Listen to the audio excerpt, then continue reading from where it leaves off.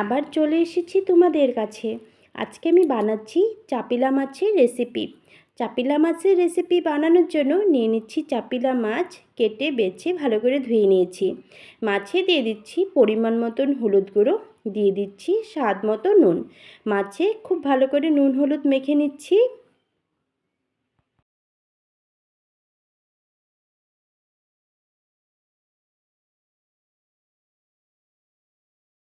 মাছে নুন হলুদ মাখানো হয়ে গেছে।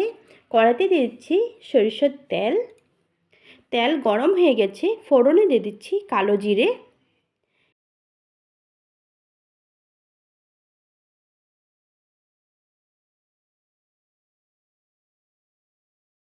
এখন দিয়ে দিচ্ছি নুন হলুদ মেখে রাখা চাপিলা মাছগুলো।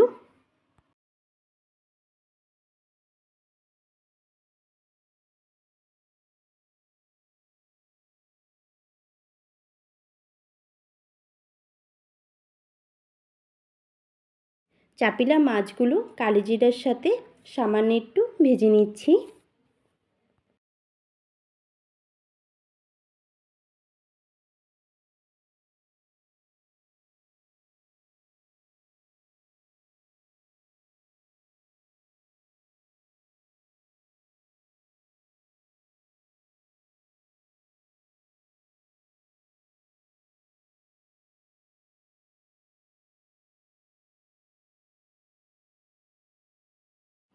কালো জিরের সাথে চাপিলা মাছগুলো ভাজা হয়ে গেছে।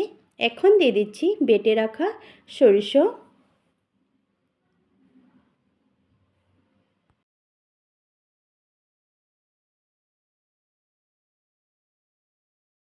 এখন দিয়ে দিচ্ছি পরিমাণ মতন হলুদ গুঁড়ো, দিয়ে দিচ্ছি শুকনো লঙ্কার গুঁড়ো, দিয়ে দিচ্ছি সামান্য একটু জিরে গুঁড়ো।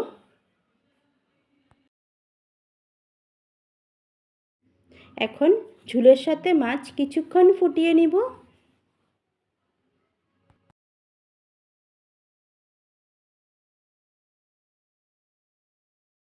ঝালের জন্য দিয়ে দিচ্ছি কাঁচা লঙ্কা, দিয়ে দিচ্ছি স্বাদ মতো নুন।